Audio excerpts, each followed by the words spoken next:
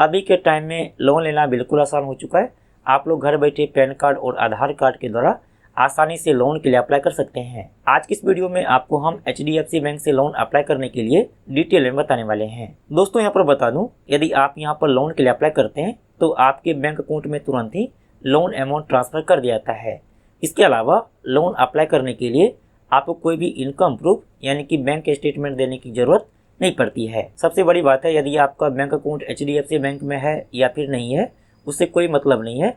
यदि आपका bank account HDFC bank में नहीं है तो भी आप यहाँ पर लोन के लिए अप्लाई कर सकते हैं। तो आप लोग किस तरह से HDFC बैंक से लोन के लिए अप्लाई करेंगे, चलिए आपको हम लोन लेकर के बिल्कुल नया तरीका से लाइव प्रूफ के साथ दिखाते हैं। दोस्तों आप गूगल ओपन कर लेंगे और आप यहाँ पर सर्च कर लेंगे HDFC बैंक। चलिए हम सर्च कर लेते हैं। अब यहाँ पर देखिए आ जाएगा HDFC बैंक, आप इस पर क्लिक कर लेंगे। अब आपको इस तरह से ओपन हो जाएगा। चलिए इसके बाद नीचे स्क्रॉल करेंगे तो यहाँ पर देखिए लिखा है बोरो, आप यहाँ पर बोरो पर क्लिक करेंगे। अब यहाँ पर देखिए लोन के लिए बहुत सारा ऑप्शन दिया गया है तो आप यहाँ पर पॉपुलर लोन पर क्लिक कर लेंगे। अब यहाँ पर देखिए बहुत सारा ऑप्शन दिया गया तो आप HDFC बैंक से कई तरीके के लोन के लिए अप्लाई कर सकते हैं। चलिए अब यहाँ पर आप पेपरलेस पर्सनल लोन पर क्लिक कर लेंगे। अब यहाँ पर देखिए डिटेल फिलअप करने के लिए आ गया तो आप इस बॉक्स में अपना मोबाइल नंबर फिलअप कर लेंगे। इसके बाद यहाँ पर है योर डेट ऑफ बर्थ, तो आप यहाँ पर अपना डेट ऑफ बर्थ फिलअप कर लेंगे। चलिए हम यहाँ पर डिटेल फिलअप कर लेते हैं। यहाँ पर डिटेल फिलअप करने के बाद आप इस बॉक्स में टिक कर लेंगे। चलिए इसके बाद आप नीचे स्क्रॉल करेंगे और यहाँ पर देखिए लिखा है आई एग्री एंड कंटिन्यू,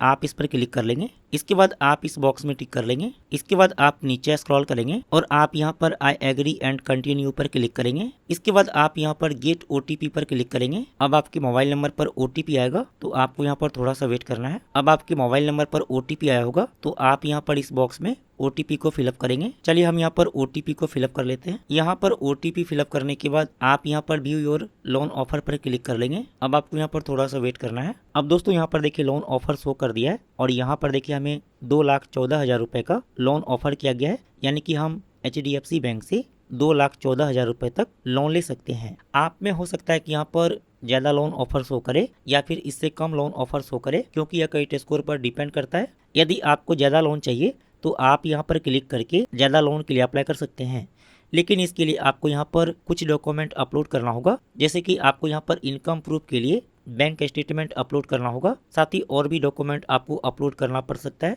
आप यहाँ से लोन अमाउंट को कम या फिर ज़्यादा कर सकते हैं। जितना भी आपको लोन के लिए अप्लाई करना है आप अपनी मर्जी से यहाँ पर उतना लोन के लिए अप्लाई कर सकते हैं। हम यहाँ पर मिनिमम 25,000 रुपए तक लोन के लिए अप्लाई कर सकते हैं। आप यहाँ से EMI मंथ को भी चूज कर सकते हैं, आपको जितने दिनों के EMI पर लोन चाहिए। हम यहाँ पर मिनिमम 12 महीने की EMI पर यह लोन ले सकते हैं। यदि हम यहाँ पर टोटल 2,14,000 रुपए लोन 60 महीने के EMI पर लेते हैं तो यहाँ पर देखिए हमारा मंथली EMI होगा 4,747 रुपए पर मंथ। साथ ही यहाँ पर देखिए रेट ऑफ इंटरेस्ट दिया गया। चलिए इसके बाद आप नीचे स्क्रॉल करेंगे। इसके बाद आप यहाँ पर क्लिक करके नो को सेलेक्ट कर लेंगे। इसके बाद प्रोसीड पर क्लिक करेंगे। यदि आपको इंश्योरेंस चाहिए तो आप यहाँ पर यस को सेलेक्ट रहने देंगे। यदि आपको इंश्योरेंस नहीं चाहिए तो आप यहाँ पर क्लिक करके इसको नो कर लेंगे। चलिए हम यहाँ पर क्लिक कर लेते हैं। यहाँ पर देखिए नो हो चुका है। चलिए इसके बाद आप यहाँ पर प्रोसीड विदाउट इंश्योरेंस पर क्लिक कर लेंगे। अब यहाँ पर देखिए लोन डिटेल के बारे में दिया हुआ है तो आप यहाँ पर लोन डिटेल चेक कर लेंगे। इसके बाद आप नीचे स्क्रॉल करेंगे। इसके बाद यहाँ पर देखिए लिखा डिडक्शन, तो जितना भी अमाउंट यहाँ पर शो कर रहा है यह अमाउंट काट करके ही आपके बैंक अकाउंट में लोन अमाउंट ट्रांसफर किया जाता है, जिसमें कि यहाँ पर देखिए बताया गया है कि क्या क्या आपको यहाँ पर पे करना है। तो आपको यहाँ पर प्रोसेसिंग फी और स्टाम्प ड्यूटी काट करके आपके बैंक अकाउंट में लोन अमाउंट ट्रांसफर किया जाएगा।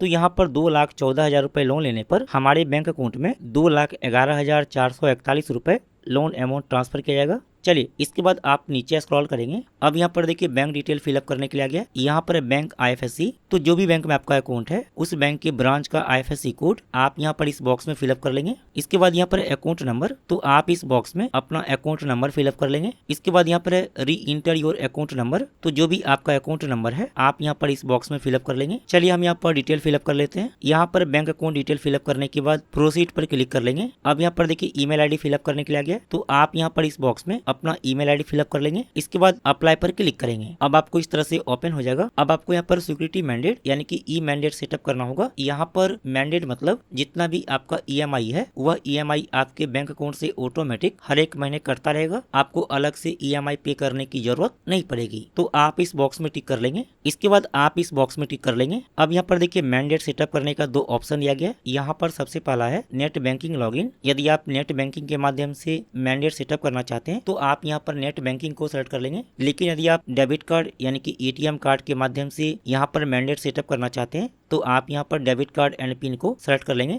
चलिए हम यहाँ पर डेबिट कार्ड यानी कि एटीएम कार्ड के माध्यम से मैंडेट सेटअप करेंगे, तो हम यहाँ पर डेबिट कार्ड एंड पिन को सेलेक्ट कर लेते हैं। चलिए इसके बाद आप यहाँ पर प्रोसीड टू एनपीसीआई पर क्लिक कर लेंगे। चलिए अब यहाँ पर आपको डिटेल शो करेगा। इसके बाद आप यहाँ पर प्रोसीड पर क्लिक कर लेंगे। इसके बाद आप यहाँ पर इस बॉक्स में टिक कर लेंगे और आप यहाँ पर प्रोसीड पर क्लिक करेंगे। अब यहाँ पर देखिए डेबिट कार्ड यानी कि एटीएम कार्ड का डिटेल फिलअप करने के लिए आ गया है। तो यहाँ पर एक कार्ड नंबर, आप यहाँ पर अपना एटीएम कार्ड का नंबर फिलअप कर लेंगे। इसके बाद यहाँ पर एक्सपायरी डेट, तो जो भी एटीएम कार्ड पर एक्सपायरी मंथ और ईयर लिखा है आप यहाँ पर फिलअप कर लेंगे। इसके बाद यहाँ पर सीवीवी, तो एटीएम कार्ड के पीछे में 3 अक्षर का सीवीवी नंबर रहता लिखा हुआ, आप यहाँ पर फिलअप कर लेंगे। यहाँ पर एटीएम कार्ड का डिटेल फिलअप करने के बाद सबमिट पर क्लिक कर लेंगे। अब आपके मोबाइल नंबर पर ओटीपी आया होगा, तो आप यहाँ पर इस बॉक्स में ओटीपी को फिलअप करेंगे। इसके बाद सबमिट पर क्लिक करेंगे। अब यहाँ पर देखिए मैंडेट एक्सेप्ट हो चुका है। अब आपको यहाँ पर थोड़ा सा वेट करना है। अब यहाँ पर देखिए हमारा सिक्योरिटी मैंडेट सेटअप हो चुका है। इसके बाद आपको यहाँ पर ईएमआई रीपेमेंट मैंडेट को सेटअप करना होगा। चलिए इसके बाद आप इस बॉक्स में टिक कर लेंगे। अब जो भी आपने डिटेल फिलअप किया है यहाँ पर वह डिटेल शो करता है। चलिए इसके बाद नीचे स्क्रॉल कर लेंगे। इसके बाद आप यहाँ पर आई एग्री पर क्लिक कर लेंगे। चलिए इसके बाद आप यहाँ पर प्रोसीड टू एनपीसीआई पर क्लिक कर लेंगे। चलिए इसके बाद आप यहाँ पर प्रोसीड पर क्लिक कर लेंगे। इसके बाद आप इस बॉक्स में टिक कर लेंगे। इसके बाद आप यहाँ पर प्रोसीड पर क्लिक कर लेंगे। अब यहाँ पर देखिए फिर से एटीएम कार्ड का डिटेल फिलअप करने के लिए आ गया, तो आप यहाँ पर एटीएम कार्ड का डिटेल फिलअप करेंगे। यहाँ पर एक कार्ड नंबर, तो आप यहाँ पर अपना एटीएम कार्ड का नंबर फिलअप करेंगे। यहाँ पर कार्ड का एक्सपायरी मंथ और ईयर फिलअप करेंगे।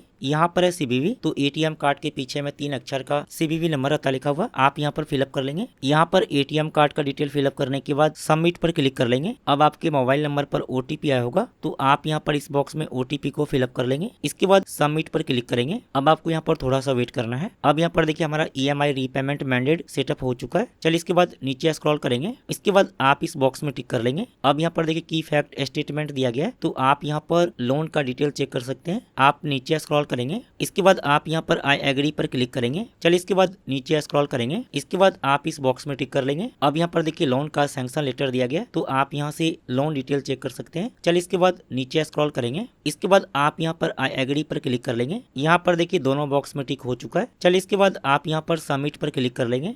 मोबाइल नंबर पर ओटीपी आया होगा, यहाँ पर ओटीपी फिलअप करने के बाद रिसीव मनी नाउ पर क्लिक करेंगे। अब यहाँ पर देखिए हमारे बैंक अकाउंट में लोन अमाउंट ट्रांसफर कर दिया गया है। यहाँ पर बताना जरूरी है कि आपके बैंक अकाउंट में लोन अमाउंट आने में 5 मिनट से लेकर 10 मिनट तक का समय लग सकता है। कभी कभी यहाँ पर 24 घंटे का भी समय लग जाता है, तो आपको घबराने की बिल्कुल भी जरूरत नहीं है। आपके बैंक अकाउंट में लोन अमाउंट आ जाता है। और दोस्तों आप लोग यहाँ पर ध्यान से देखिए, हमने आईसीआईसीआई बैंक अकाउंट में लोन अमाउंट लिया है, तो यहाँ पर लोन अप्लाई करने के लिए जरूरी नहीं है कि आपका बैंक अकाउंट एचडीएफसी बैंक में होना चाहिए। यदि आपका बैंक अकाउंट एचडीएफसी बैंक में नहीं है तो भी आप यहाँ पर लोन के लिए अप्लाई कर सकते हैं। तो इस तरह से आप लोग एचडीएफसी बैंक से घर बैठे लोन ले सकते हैं। आपको लोन मिलना आपके क्रेडिट स्कोर पर डिपेंड करता है। उम्मीद है कि मैंने आपको डिटेल में बता दिया है।